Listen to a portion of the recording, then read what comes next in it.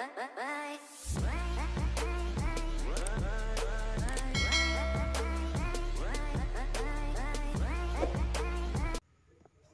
Al-Ghaus, ya.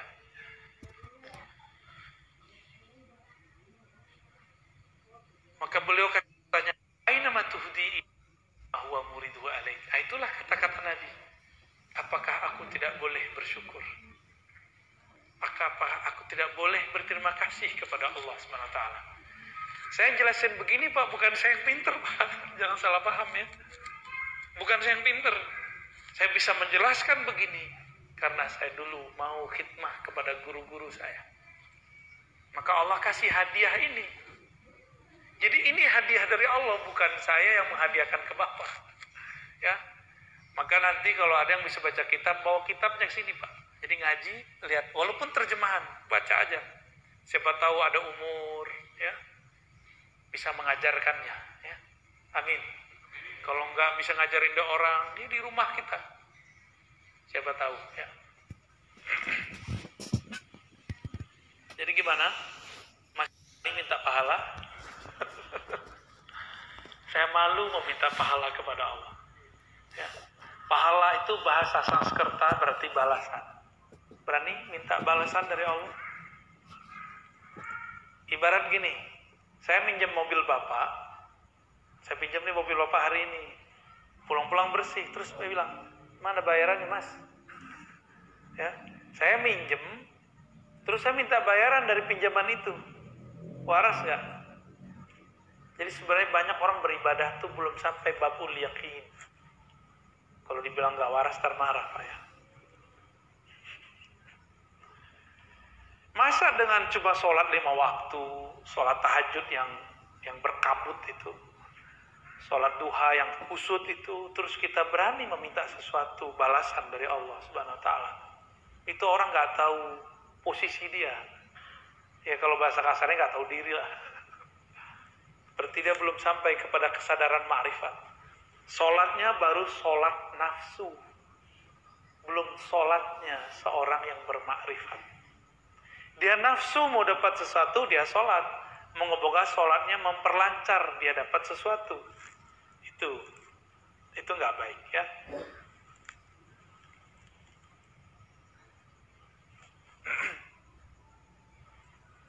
Saya tanya lagi, masih berani minta pahala? Gimana? Paham nggak saya ngomong apa dari tadi? Paham ya? Hikamnya berat Pak, tapi insya Allah saya bahasakan bahasa ringan. Apa yang kita lakukan dari ibadah, zikir, belajar, semuanya adalah hadiah ma'rifat dari Allah.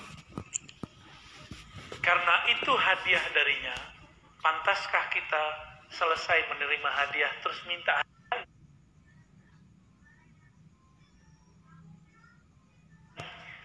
Gitu, hadiah pahala. Saya rasa nggak pantas. Maka saya mengimbau diri saya sendiri dan kita semua yang hadir cukup meminta pahalanya. Maka benarlah imam-imam kita yang mengajarkan sholat, lalu selesai sholat bacanya lillahi astaghfirullahaladzim.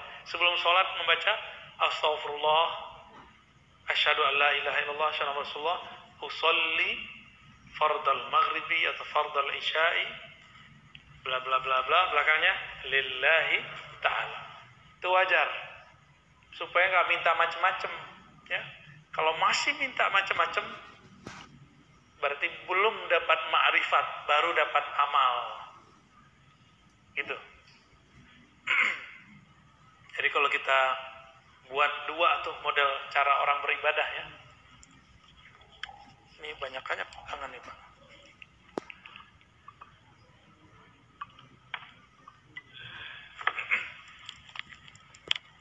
Allah Subhanahu Wa Taala, ini kita buat ilustrasi. Ini bukan Allah, ini hanya nama yang menunjukkan tentang Allah.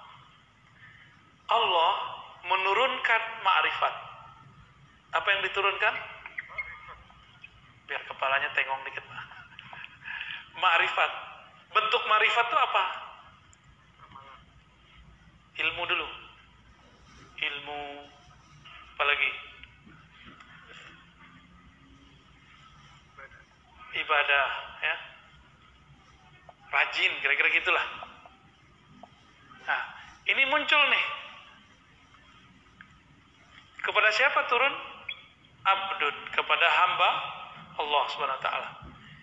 Kalau itu turun, maka si hamba dapat sholat. Dia rajin sholat, dia ngaji, dia ibadah. Bapak sedekah, itu harta dari siapa? Masih mau minta pahala. Betul, Allah mengatakan satu kali ngasih, 1 kali 700, benar nggak? Ini yang ikhlasnya lumayan. Kalau ikhlasnya kurang, 1 kali 10, ini standar. Ikhlas nggak ikhlas ini dapat 10. Maka orang non muslim, kalau dia suka memberi, dia dapat 10 keberkahan, walaupun dia non muslim. Tapi kalau dia percaya kepada Allah, langsung naik 700. Tapi kalau dia tidak bersyarat al-yakin, 1 kali tak terhingga. Pilih mana, Pak? Nah, si hamba ini ketika dia sholat, jika dia sudah faham bahwa ini ma'rifat, bagi dia bukan memberi hadiah kepada Allah, tapi dia sedang ibadah itu. Kalau si hamba datang kepada Allah disebut dengan ubudiyah. Apa arti ubudiyah? Penghambaan. Itu artinya, bukan ibadah. Penghambaan. Jadi sholat itu bukan lagi untuk minta pahala. Harap jamaah kita malam ini mulai dewasa rohaninya. Jadi kedewasaan rohani ditandai dengan sholat tidak minta sesuatu lagi kepada Allah. Siap malam ini? Enggak minta khusyuk, enggak minta tenang, enggak minta pahala, enggak minta surga. Yang diminta cuma Allah, pemilik surga dan neraka. Itu. Allah mengatakan, aqimis salata lidzikri. Surat Taha ayat 14. Salatlah kamu untuk sekedar mengingatku. Bukan supaya tenang. Ingat saja aku, nanti pasti tenang. Karena kalau orang dia mencari ketenangan, dia nggak pernah tenang. Emang tenang itu apa? Tenang itu di saat dia lupa mencari ketenangan. Kapan dia lupa mencari ketenangan? Di saat dia lupa apa yang harus ditenangkan. Yang harus ditenangkan? Pikiran, hati. Lupakan itu, baru masuk ke zikrullah. Maka zikir itu ada tingkatannya 3. Tingkatan zikir, Pak. Pertama, zikir menyebut. Ya, ini tingkatan zikir nih. Kalau kita buat tingkatan zikir, zikrullah ya.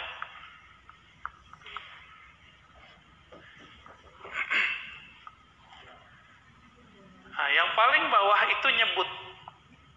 Sebut aja dulu, mau 100, mau 2.000, sebut aja dulu.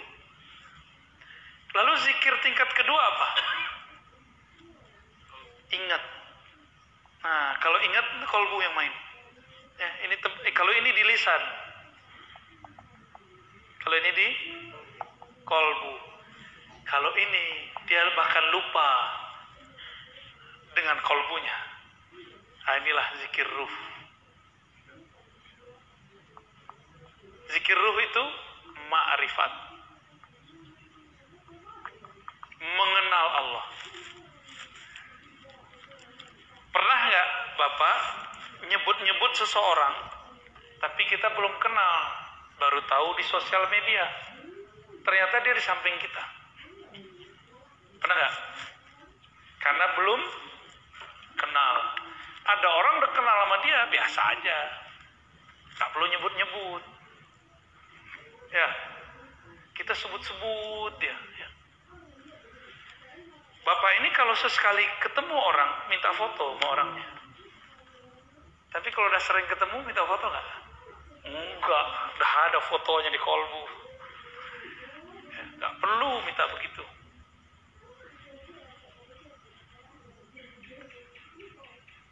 Nah, itulah modelnya. Menyebut, mengingat, bermakrifat, mengenal. Makrifat artinya mengenal. Kalau sudah mengenal, Allah jauh nggak dari kita? Allah dekat apa jauh? Allah sangat dekat. Karena dia sangat dekat. Dia nggak perlu disebut-sebut. Dia nggak perlu diingat-ingat. Cukup dia dikenal, didekati, diajak ngobrol. Kalau udah kenal, ngobrol nggak? Tapi kalau belum kenal, berani nggak ngajak ngobrol? Sungkan, kita diem-diem aja kita sama dia. Maka zikir tertinggi adalah zikir mengenal.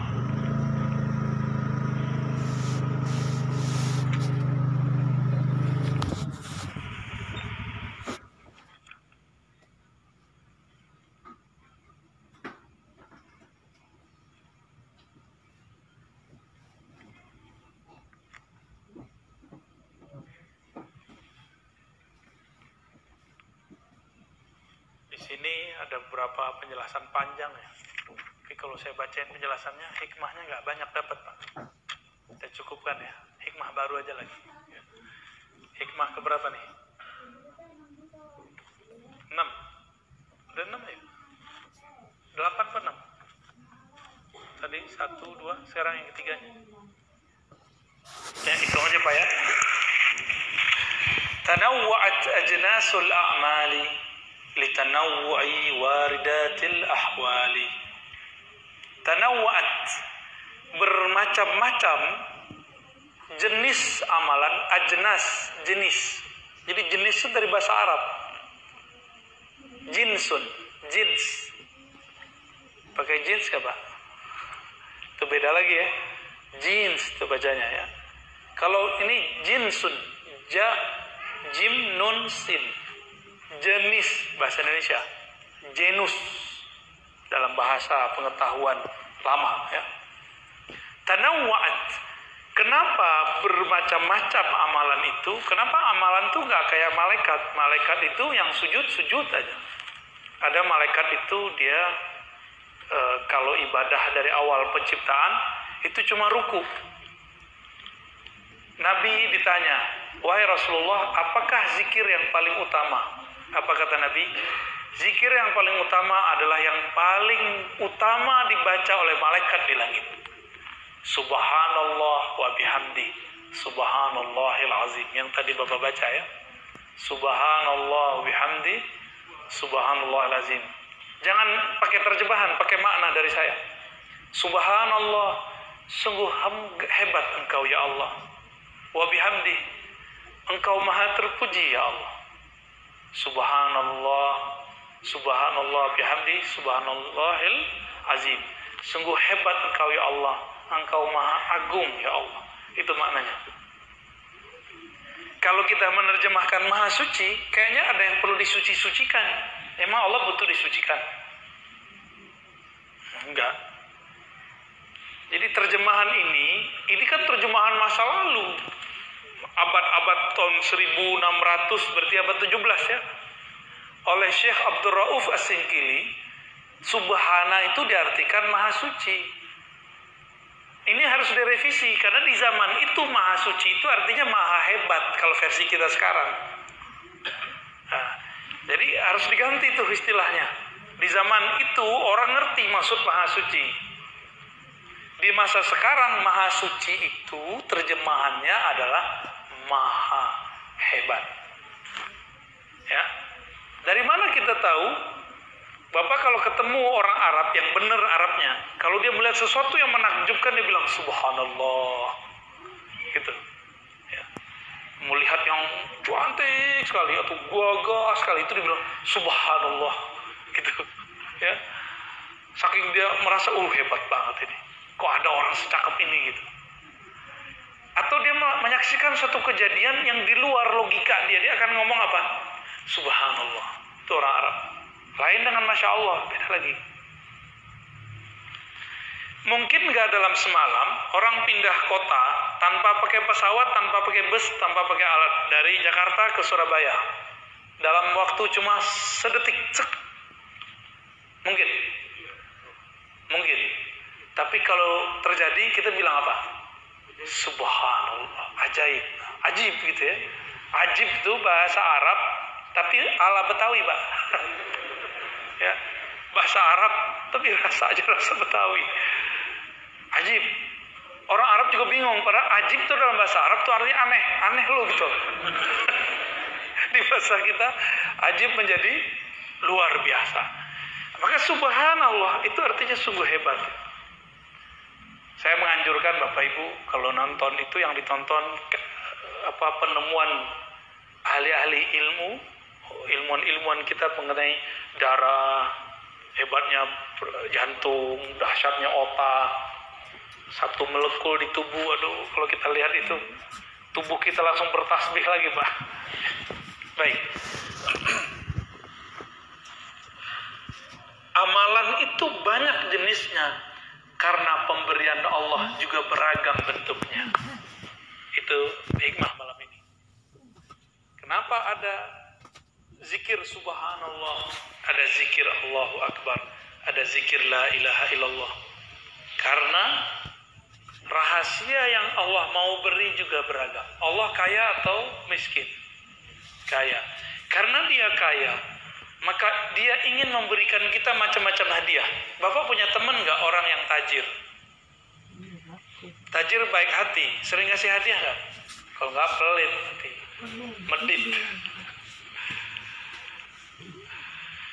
Apabila ada orang kaya, dia suka ngasih hadiah sama kita karena dia senang. Pasti hadiahnya macam-macam. Kadang ini, kadang itu, kadang ini, dan kadang-kadang surprise. Allah lebih kaya daripada yang kita bayangkan. Dia ingin kita menerima itu. Tapi Allah Subhanahu wa taala ingin kita siap menerimanya. Allah nggak butuh tasbih, kita nggak butuh. Allah nggak butuh sholat, kita nggak. Yang Allah mau dari kita adalah engkau siap-siaplah menerimanya. Itu. Kita mau kasih motor ke anak kecil umur 10 tahun. Tanda sayang atau bunuh? Ya, konyol atau hebat? Konyol itu. Allah itu ingin memberi sesuatu, hambanya itu siap gitu. Maka anak-anak muda nih, ya, yang suka main sosial media, nggak usah haus popularitas. Nggak kuat nanti kalau populer. Ya. Orang yang menghambakan popularitas tersiksa. Kalau satu orang dislike tuh tersiksa. Ya, ada orang ngeritik dikit, sakit hati. Kalau hamba syuhrah, abdus syuhrah, hamba popularitas. Karena sekarang anak-anak cita-citanya kalau ditanya, bang, mau jadi apa? YouTuber. Aduh, Masya Allah. Saya kaget-kaget tuh anak-anak ditanya begitu sekarang. Dia nggak tahu resikonya. Orang kalau sudah terkenal dengan satu brand, dia harus memaksakan dirinya seperti itu. Dan itu sandiwara yang paling menyiksa diri. Bapak tahu orang yang nyanyi pop, yang umuran Bapak itu loh, Pak? Ya bukan yang di Indonesia. Kan ada tuh yang orang Palembang tuh siapa namanya? Yang pernah di TVRI terus dipecat. Bukan, masih hidup. Siapa namanya gitu? Itu kan keluarga dia keluarga musisi segala macam. Itu terkenalnya ngepop, tapi di rumah ngedangdut, Pak. Tapi kalau dia main dangdut di luar, itu merusak brandingnya. Itulah popularitas. Saya dulu pernah diundang oleh seorang motivator bersama teman-teman saya. Kebetulan waktu itu kita ngurusin lembaga dakwah. Si motivator ini ingin mengajari ustadz. Nah, bayangin coba. Hebat tuh ya. Hebat bener ya. Ingin ngajarin ustadz nge-brand dirinya. Nah, kita tuh harus nge-brand diri ya. Oh, kita dengerin aja dia main. Nge-brand oke, bagus. Akhirnya ada yang nge-brand diri pakai warna baju. Ya kan, ada kan ustadz dengan baju tertentu. Ya boleh-boleh aja sih, Pak. Dulu ada rame tuh Pandawa 5 tuh ada kan? Yang nggak ada tuh Ustadz Petruk tuh nggak ada tuh. Macam-macam. Jadi mereka membuat branding. motivator ini, saya tahu beberapa motivator ini menggurui si ustadz yang sebenarnya ustadz itu adalah seorang guru. Nggak sopan bener ya.